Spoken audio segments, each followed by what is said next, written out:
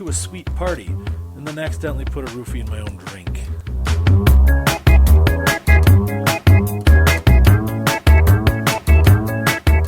This week on the first Big Dave & Company podcast of 2010, we're going to teach you all about restaurant etiquette, and then Mike Alicious and I are going to argue about your G-spot.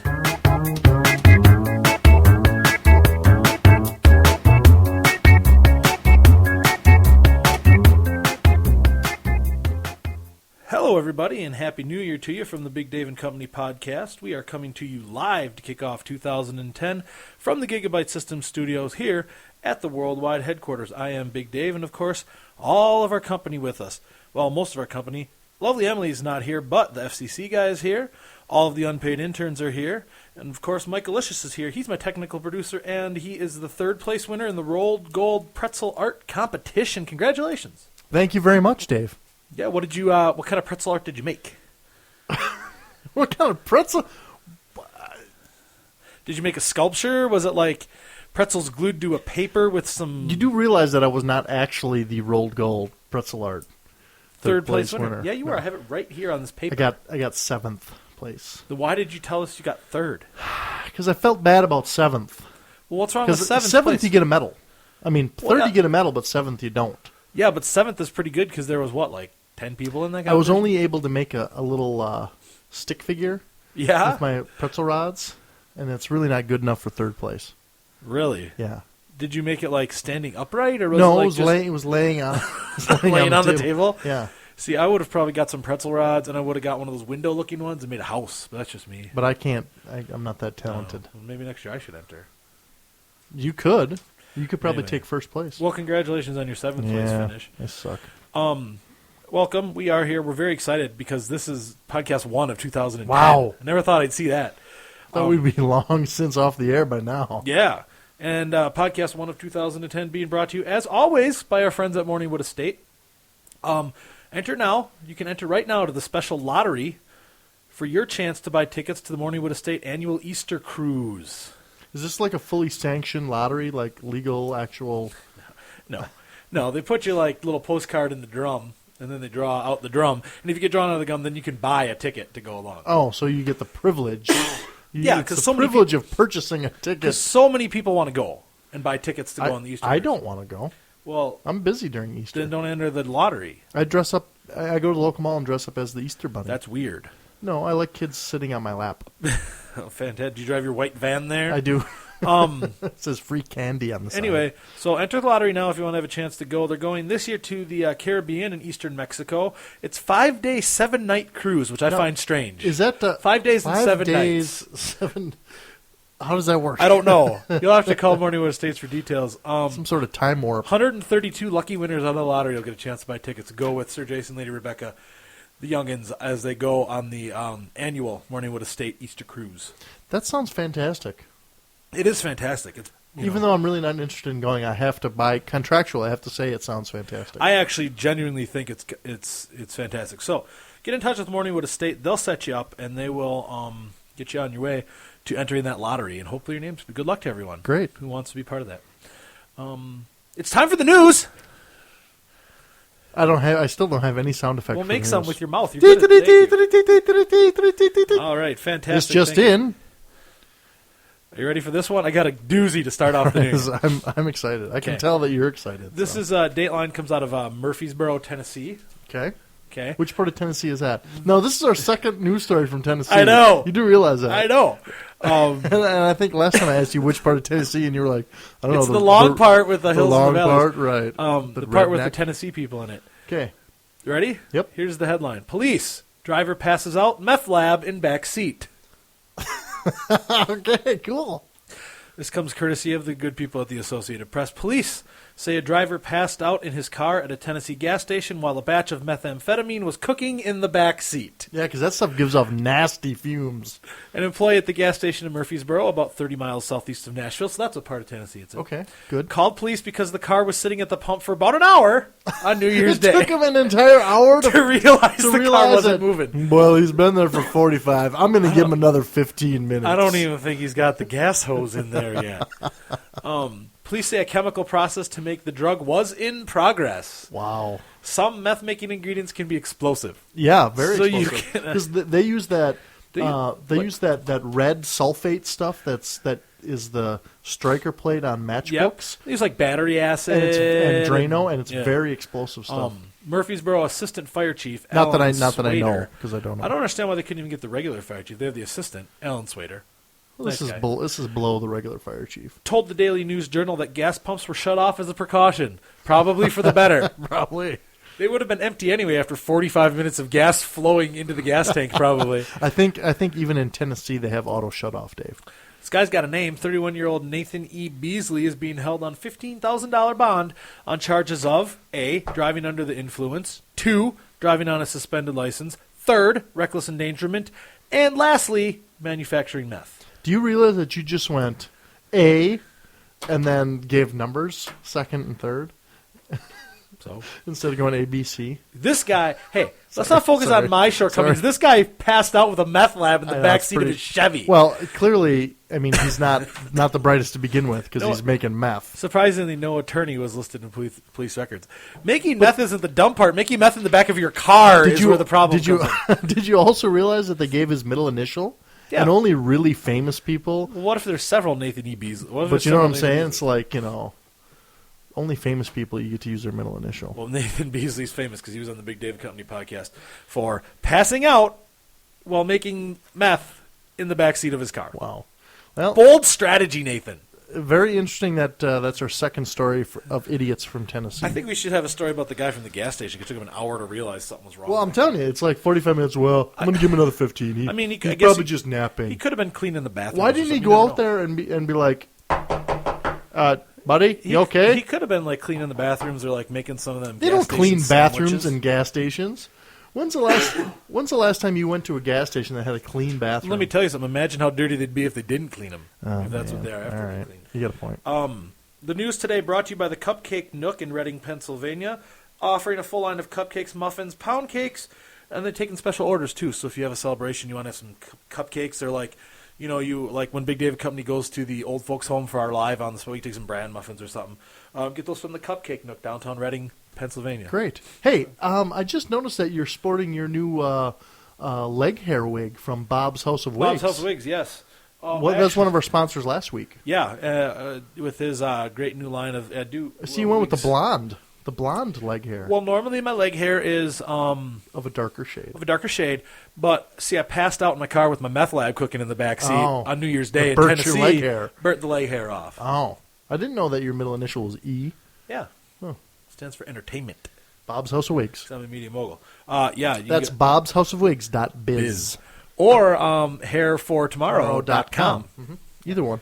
I hope everyone had a safe and joyful New Year. Did you have a safe and joyful New Year? It was wonderful. Yeah. We had a good time in the bunker. While we were down in the bunker, though, on New Year's Eve, we did have some technical, so the computer shut down. Yeah. That was weird. But that's okay. We got it all fixed. It's all fixed. Now. A lot of people, though, actually went out for New Year's Eve. A lot of people go to restaurants. I was planning on going to a restaurant if I hadn't been in a bunker. Right. So what we've decided to do this week is tell you about all the things that you wished you probably would have known before you went out to the restaurant. And after reading this, I'm all not the sure things you do wrong and all the things they don't want to tell you. I know I'm going to change my ways when I go to a restaurant after reading this. Mike Alicious has 20 secrets your waiter will never tell you. I have 20 different secrets your waiter will never tell you, and we're not going to tell you all of them because we don't want to, and we don't have that kind of time. But we're going to just give you our favorites. So, Mike Alicious, what is your favorite? Well, this is one of my favorites. It's like stay away from the gumbo, okay? Because at a lot of restaurants, the special is whatever they need to sell before it goes bad. So you have to watch out for like soup of the day, because in soup you can pretty much put anything whatever, especially gumbo. Yeah, because you can really put whatever you want in gumbo or a stew. Gumbo has a lot of like shellfish in it too, which is especially nasty. Right. So stay away from the gumbo. That's always a good one. Oh, that's terrible. I'm just shuddering at thinking about that. I know it's kind of makes me throw up in my mouth a little. Yeah. Here's one for some of you germaphobes out here. I have this one. When I was at one bakery restaurant, we used to make this really yummy peach cobbler in a big tray. A lot of times servers don't have time to eat, so we all kept a fork in our aprons, and as we cruised through the kitchen, we'd stick our fork in the cobbler and take a bite. we'd use the same fork each time. Here's another one kind of along those lines. Now that I've worked in a restaurant, I never ask for lemon in a drink. Everybody touches them. Nobody washes them. We just peel the stickers off, cut them up, and throw them in your iced tea. I'm not sure I worry that much about them because lemons are very acidic. Not acidic enough to kill a little HIV or something like that. Why would you automatically assume the HIV is on The the... high five? I don't know. It's just trying to think of something nasty. Are you ready for this one? No. If you're having a disagreement over dinner and all of a sudden other servers come by to refill your water or clear your plates, or you notice a server is slowly refilling the salt and pepper shakers at the table next to yours, assume that we're listening. Like, oh man, my fucking waitress is the worst. I guess the servers are the... No, like if you and I were there and having a domestic dispute. Which we never would because we're not domestic. Partners, but... Dickhead. Like if you and your lady friend or me and my lady friend were there. You and your boyfriend. Whatever, sure. Here's one. He likes it when you call him a lady. I've never seen... This is from a gentleman who worked at a restaurant. I've never seen anybody do anything to anyone's food, but I have seen servers mess with your credit card. If a server doesn't like you, he might try to embarrass you in front of your business associate or date by bringing your credit card back and saying, "Oh, do you have another card? This one didn't go through." I've done that. And I've they're done like, that. "Daw, daw." I've done that. You've actually done that to somebody? I had a I'm job, sorry. and we had a guy who repeatedly would use credit cards, and he had this nasty tendency of getting brand new ones and bringing them in and then taking huge cash amounts off them. Sure. So that would always trigger the red flag. Always with the credit card company. Which Absolutely. Is just yeah. That's And their protection. He threw 2 new ones on in front of me one time, and I knew it was going to happen. So I just walked over and faked like I was at the machine and came back and said, "Sorry, it's declined." And he was just like, Oh, all right. And he dug out his old one that was already been used and then did that. wow. It's funny. So you're you're kind of that dick. Yeah. It's funny you say that because I have one that says I've seen some horrible things done to people's food. Steaks dropped on the floor, butter dripped in the dishwasher. Oh, sorry, butter dipped in the dishwasher, not dripped, dipped. Butter dipped in the dishwasher? I don't even want to know. know what that means. I don't even want to know what it means. How about this one? Where the hell is it now? Yeah, great one. You want me to come up with that? Yeah, go ahead. That's a good one.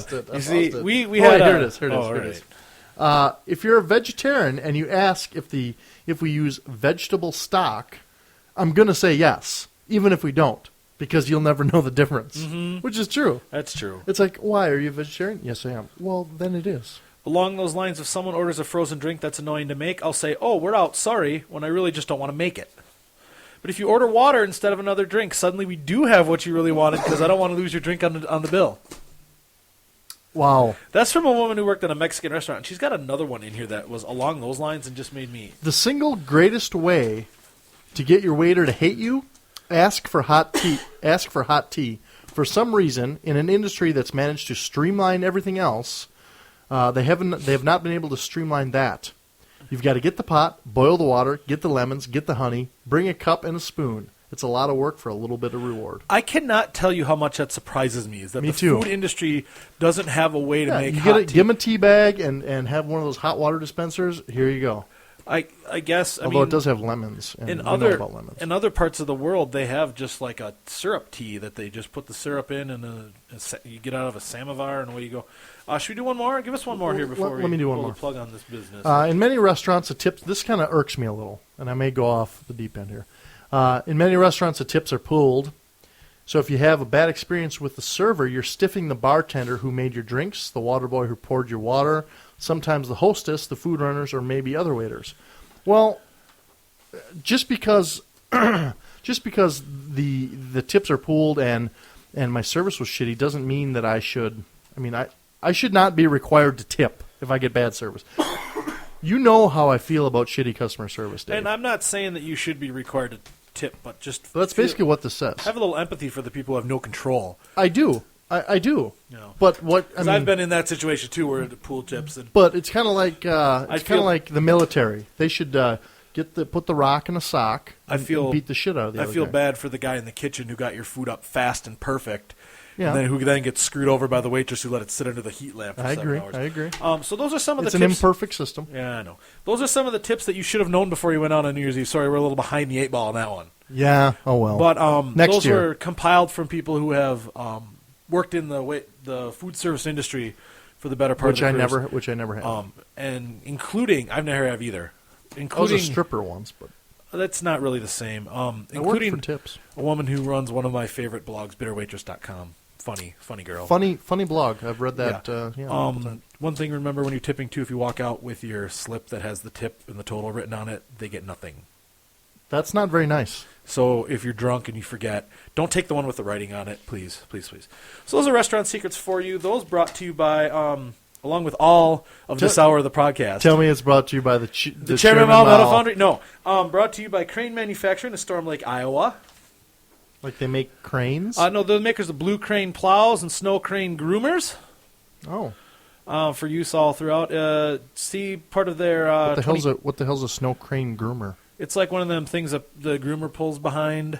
What's a groomer?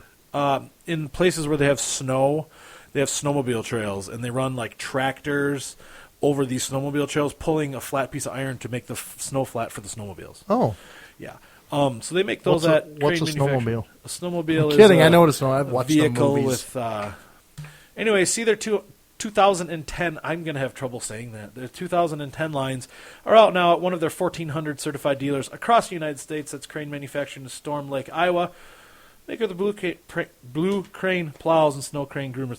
Get ready. That's a mouthful. It is. Plow season's going to come up, all you people. So time to maybe invest in a new Blue Crane plow.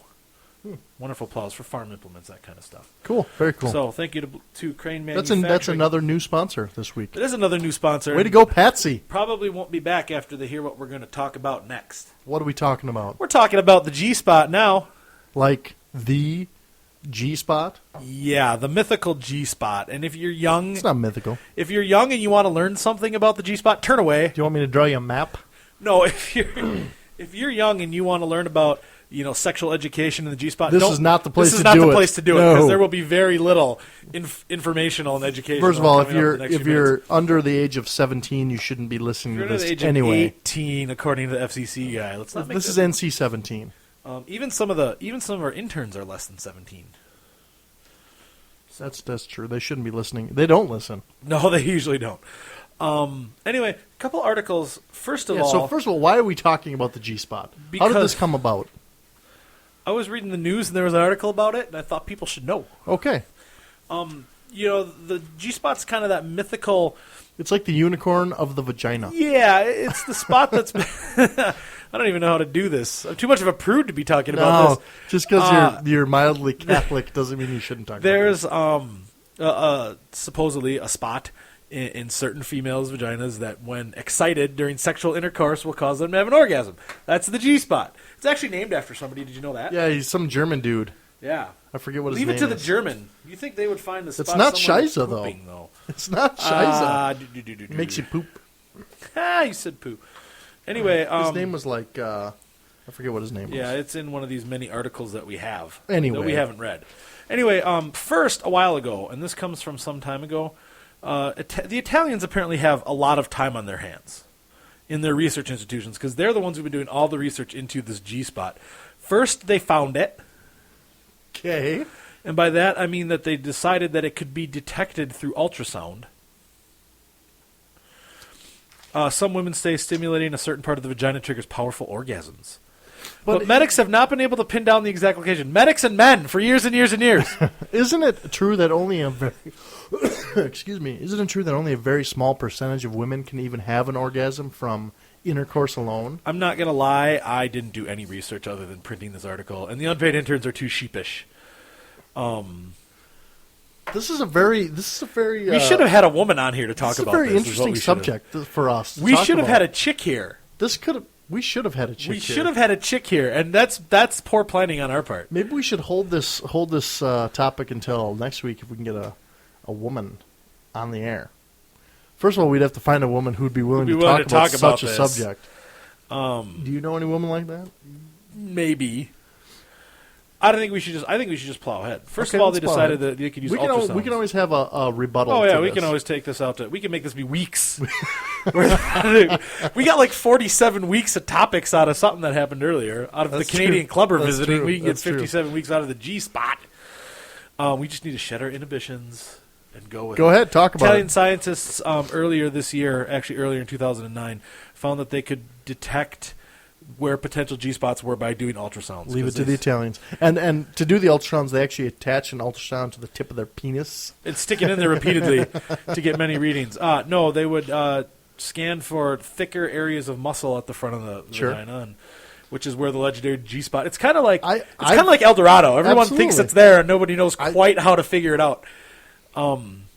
So anyway, so they said that they could figure this out. And I would say that I know from personal experience that it exists. all right, good for you. So, So just to have a news article that comes out that says it doesn't exist, maybe and this is an issue that has Kinda worried a lot of people in the brings into not question in the sex my- trade, but in like the science of sex. A lot like of people that old have worried lady about who's it. on late night TV. Oh, I about hate that lady. Oh, She's like, it's like a Canadian, because she has a thick Canadian she accent. is Canadian. Her name is Yeah, I forget. I know. I try to put her out of my mind because the only time my friends She's made so me watch weird. My friends made me watch it once, and she was talking about she's talking to some girl about how what her boyfriend ate could change the taste of his ejaculate. And she just does it so matter of fact. It's And just creepy and to she's me. like 80, And it's she's like ugly. If I wanted to hear my grandma talk about Right. that stuff, I'd go talk You'd to my grandma. talk to your grandma, Um, who has very frank discussions So with anyway, you back about to the male Italians. ejaculate. Why does it always go to the Canadians with you? She's Canadian. I know. Anyway, the Italians did all this research. Okay. And some of the people in the sex trade, I keep saying the sex trade, the psychology of sex type people, the doctors who study the psychology, were worried that them detecting the G-spot would cause anxiety in men and women around the world Who couldn't find it. who felt that they were That makes weird sense. because they didn't have it. People are very weird about sex is such a mental thing, Yes. and I can see how that would be a problem. So that happened, and they went through with their ultrasounds, and they found these areas of vaginal tissue, and all was good. But you know what?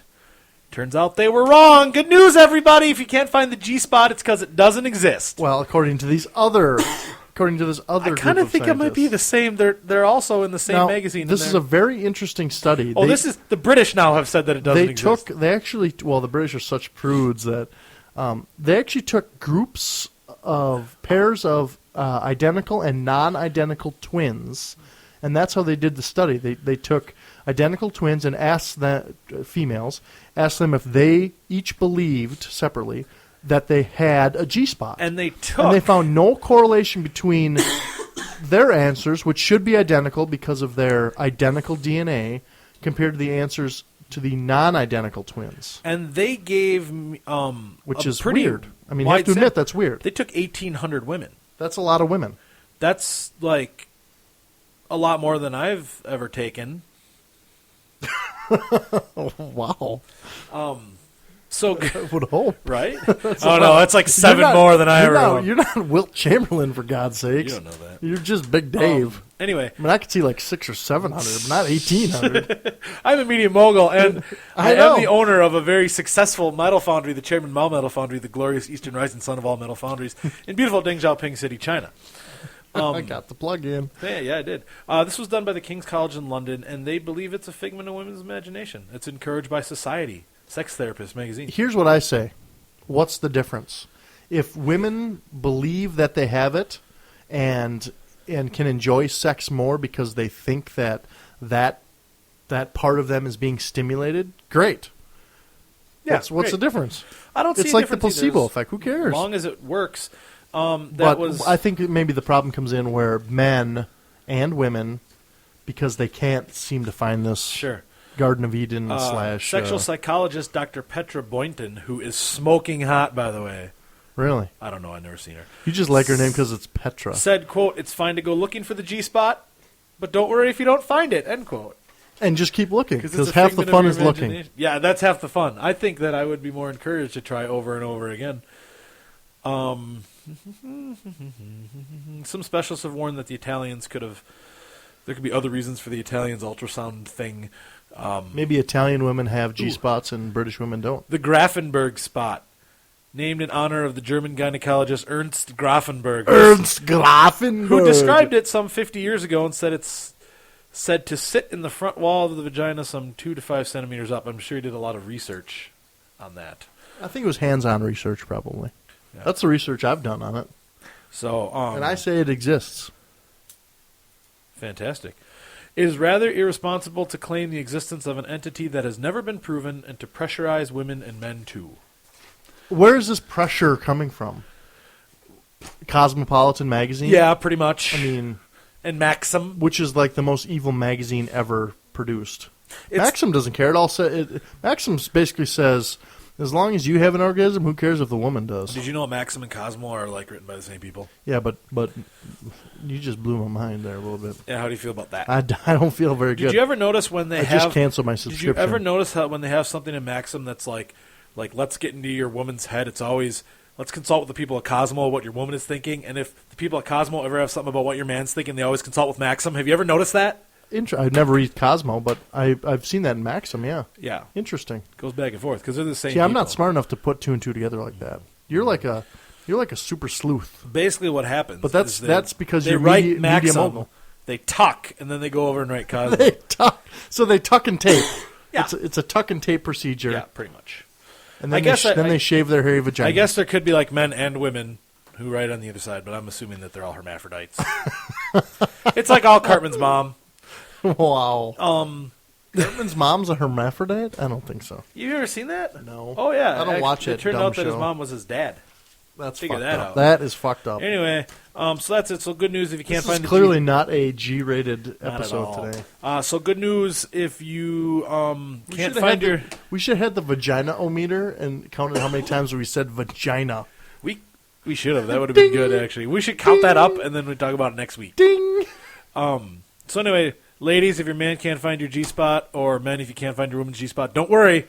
Probably not there. It's probably because your dick's too If you short. believe the British. And if you don't believe the British and think it's in there, go see the Italians. They'll X-ray it They'll for you. show you. They'll ultrasound the hell out of that. You'll find an Italian man, and he'll be happy to show you right where your G-spot is. And you know the funny thing is, to do the ultrasound, they have to rub that jelly. So That lubricating jelly. and warming, lubricating and warming. Anyway, It tingles. are you ready for this? Our search for the G spot brought to you by Morningwood Estates. Hey, how appropriate. As We lo- we always, love enter them. the special lottery now if you want to go on their Easter cruise to the Caribbean, Eastern Mexico. All Is the it places- Caribbean or Caribbean? It's however I want to say it. It's fucking Caribbean. I hate when people say Caribbean. To the Caribbean and Eastern Mexico, Such a 5 days, dick. 7 nights. If you want to have a chance to purchase the outlandishly expensive tickets to go on that cruise with the family, get in the lottery now. Also brought to you by Channing Lanes and Small Equipment, full-service bowling center and small equipment dealer in Minnedoka, Idaho.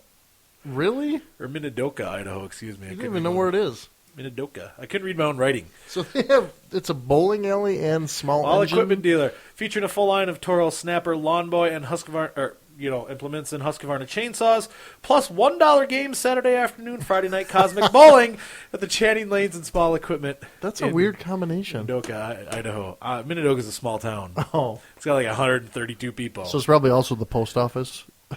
I would guess, yeah. Nice. That $1 games though on Saturday afternoon. That's a good deal. Does that include shoes? I wonder. No, shoes are $1. So it's a $2 game with shoes. Yeah. Well, no, I mean because you could play like 77 games and only have to rent the shoe one time. Oh, okay. So if you went in with $80, you could like bowl 78 games and then have your shoes And a soda. and a soda, and you can do that all while they're repairing No, your Toro sodas- Snapper sodas- Lawn Boy. Sodas are $50 a piece. That works good though, because when your snapper breaks down and you take it in there to get a new, Can I now? widget When you put say on there, you snapper, can- can I ding the vagina-o-meter once too? Nah, yeah, do it, Ding. do it. So yeah, Channing Lanes and Small Equipment, Minidoka, Idaho. What if you said hatchet wound? Could I could ding the vagina-o-meter too, couldn't I? You know what? What if you said 6-inch gutted trout? Let me Could tell I you. say the Let me put this out there to the Bing. world, okay? Let me put that out to the world, What company. if you said gash? Listen, company, I say the words. Mike Alicious is in charge of the meter. So if you hear a ding for something that's inappropriate on the meter, on the vagina meter, Ding. then you you can call him up. Or email, because we don't have our phone number listed. Email at 'Cause podcast those- at bigdavidcompany.com. Those bill I collectors can't are still believe the after me. FCC guy is not shutting us down right now. Did you? It's because we left him in the bunker. And because we've been using appropriate terms until you started talking here at the end. About all... But what? I'm not going to say about vaginas. Ding. Vagina. Ding. And all the different names that one can use to describe a woman's vagina Ding. and vaginal area. Ding. hot box. Ding. Snapper. Ding. Toro. Ding. Wait a minute. That may have been a false ding. Oh. A false ding. It's never happened to me before. Oh, the phone rang. It startled me. Anyway, that's it. I think we're done. We were done a long time ago. Oh, yeah. We have to go. Put a fork in me. We have to go commit. We should do some research on this subject and see if we can need to find get a about female on here. We do. We'll find one. Doesn't have enough self-respect. Or is very comfortable with themselves. I mean, they don't have to talk about their Maybe sexy they could time. show us where their G-spot is. That would be neat. That would be neat. That one we'd have to start doing video podcasts, vidcasts. Sweet. No, we'll just describe it on the air. On the air. You're such a wordsmith that you could describe it in detail, and it would be like our listeners were there. It looks like an Arby's roast beef sandwich. Ding. Oh God! I hope we cut that out. Anyway, this has been. This is Mike Alicious with the big. It's like when you pull apart a grilled cheese sandwich. No, stop! We're done. We are so done. Today's podcast brought to you by the Morningwood Estate. Oh, Well, if anything, we entertain ourselves, if not our listeners. God, we're gonna have you know what? We're gonna have no listeners after this week. We have to start from only scratch. got 3 left. Enter the special lottery now if you want to go on the Morningwood Estate annual Easter cruise. 5 days, 7 nights in the Caribbean. Is that how I was supposed to say it? Yeah, the Caribbean, not the Caribbean. In eastern Mexico. Last year they went to Fantastic. Turks and Caicos. I guess it was a real nice time. Do you actually get to meet Lady Rebecca and Sir Jason? Yeah, they're Is out it there. like a meet and greet? No, I mean, you're just or on do the you boat just with them. can view them from afar? Yeah, you're just. I mean, they have their own obviously special royal cabin on the ship, and you guys course. are down in like steerage. But For the what, $752 it costs for the oh God, no, it's like $1,500 per person double occupancy. But Nice. But if you see them out on the, did you just ding that? No, that's no. Oh, I thought you dinged that. No, you're totally hearing. I was like, things. why are you ding double occupancy? Anyway, so if you want to go on that, give a call to Morningwood Estate. It really is a nice time. If you see him playing shuffleboard or something, this will hi to you. They're pretty nice like that. That is nice. Yeah, he's the one with the big powdered wig, and she's the one with the. They're good people. They're Yeah, good. they people. are good people. So that's a fun time. Get in the lottery, go and see that. We're going to go search for the G-Spot. We're done for this week. Thanks for listening. Happy 2010. Is there anything else you want to say? I ambush with you with that every week. Ding. Fantastic. For the Ding Master G. Gee, yeah. Yeah, the Ding Master G-Spot. You're Oh. not going to ding that? No. For Mike Alicious, for the FCC guy, for the unpaid interns, the lovely Emily, who will be back next week, and all the rest of the company. This is Big Dave saying thanks for listening, and then we'll see you next week. Next week on the Big Dave and Company podcast, the internet tells us that we're fat, but we soldier on in spite of that in our misguided and disturbing search for the G-Spot. Dude, you're not even going to say anything? That's it. That's your entire outro. Well, yeah, that's all I got.